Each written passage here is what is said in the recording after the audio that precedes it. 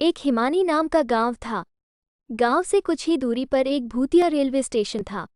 गांव के लोगों का उस रेलवे स्टेशन से आना जाना तो क्या उसके पास भी नहीं भटकते नहीं थे, क्योंकि उनका मानना था कि रेलवे स्टेशन से भूतों की एक बारात बाहर निकलती है गाजे बाजे के साथ। उस बारात में एक दूल्हा जो घोड़े पर सवार होता है वो भी भूत होता है। वो बारात गांव में आती है और एक जवान लड़की को ले जाती है। आज फिर ये मनहूस अमावस्या की काली रात आ गई। घर में जवान बेटी है, कैसे उसकी रक्षा करूं? डरने की कोई जरूरत नहीं। मैंने सभी खिड़की दरवाजे बंद कर दिए हैं। कोई भी दरवाजा खटखटाए तो खोलना मत। आज हम में से कोई नहीं सोएगा। तभी सुखदेव की बेटी विमला बोलती है, बापू मुझे कुछ होगा तो नहीं ना? मुझे उन भूतों के साथ नहीं जाना। मेरी बच्ची, हमारे होते हुए तुझे बिल्कुल भी डरने की जरूरत नहीं। पूरा गांव अपने अपने घरों में छिप कर बैठा था। तभी ढोल और शहनाई की आवाज आने लगी। वो आवाज उसी बारात की थी।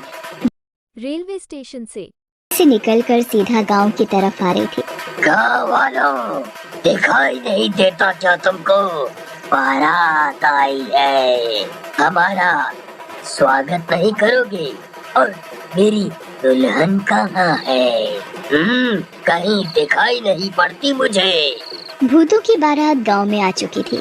इमली अपनी बेटी को एक कोने में छिपाकर बैठी थी। तभी भूत अपने घोड़े से नीचे उतरता है और जोर जोर से हंसने लगता। आज मेरी शादी है।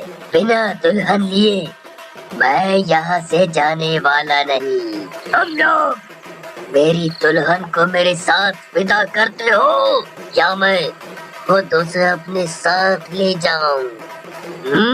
गांव में सन्नाटा था, किसी की कोई आवाज नहीं। तभी भूत किशनलाल के घर में दरवाजा तोड़कर घुस जाता है। तुम्हारा दामाद आया है। स्वागत नहीं करोगे अपने दामाद का? मेरी बेटी को छोड़ दो।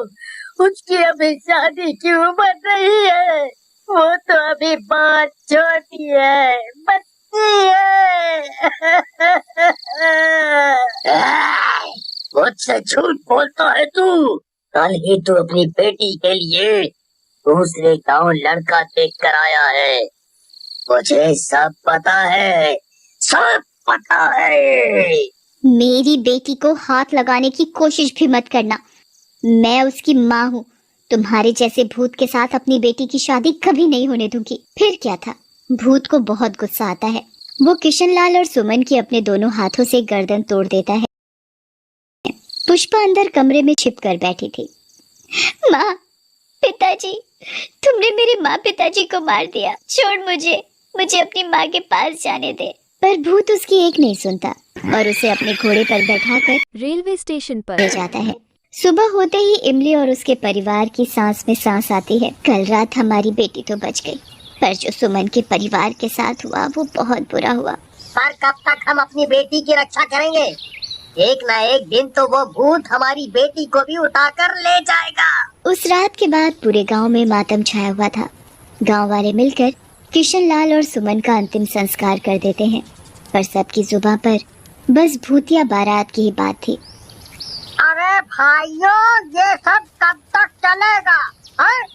वो भूत इस गांव में घुस जाते हैं और हमारी ही आंखों के सामने हमारी बेटी को उठाकर ले जाते हैं। किशनलाल की बेटी पुष्पा हमारी भी तो बेटी थी, हैं? बिल्कुल सही कहा।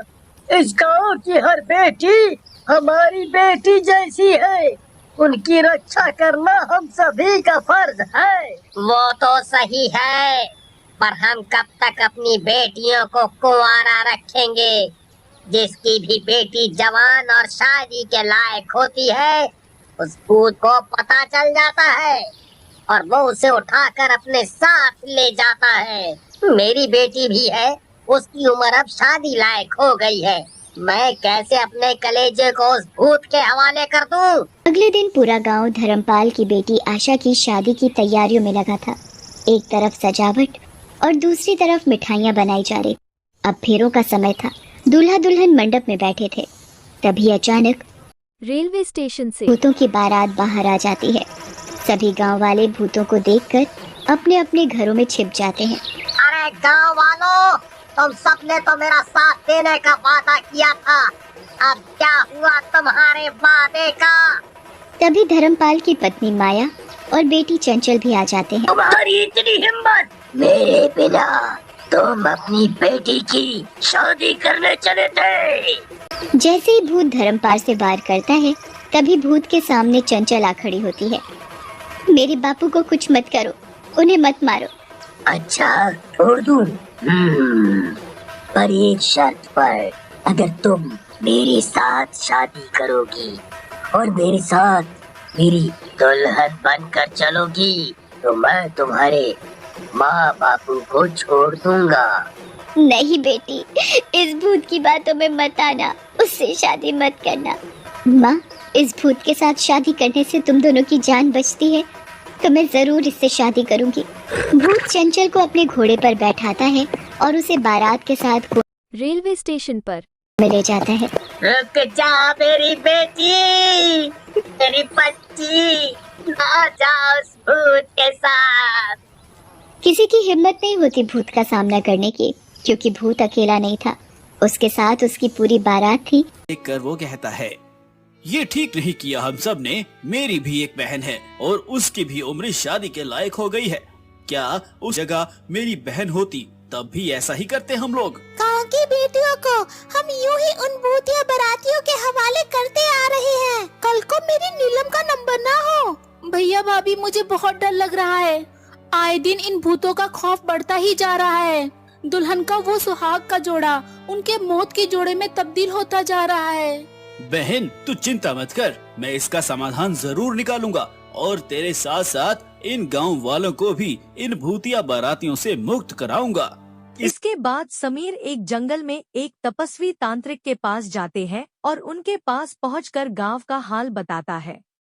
बेटा, मैं देख पा रहा हूँ कि तुम्हारे गांव पर एक श्रापित भूतिया बारात का साया है और उस भूतिया बारात से छुटकारा पाने के लिए मेरे कहे अनुसार नियमों का पालन करना होगा। जी तांत्रिक बाबा। इसके बाद वह तांत्रिक समीर को समाधान और नियम बताते हुए एक गंगाजल की बोतल देते हैं और कहते हैं, जा बच्चा, तेरे और तेरे गांव वालों का कल्याण हो। इसके बाद समीर गंगाजल लेकर गांव आ जाता है और सभी गांव वालों से कहता है, सुनिए गांव वालों, इस भूतिया बारात से छुटकारा पाने का एक उपाय मुझे मिल चुका है, लेकिन इस काम को पूरा करने के लिए मुझे आप सबका साथ चाहिए होगा। हम सब तुम्हारा साथ देंगे, बताओ क्या करना है। बस आप सब एक काम कीजिए कि आज की रात शादी का प्रबंध कीजिए, बाकी सब मैं संभाल लूंगा। और कहते ही पूरा गांव शादी की तैयारी में लग गया। समीर ने जैसा सोचा था बिल्कुल वैसा ही हुआ। थोड़ी ही देर में वहाँ भूतिया बारात पहुँच गई।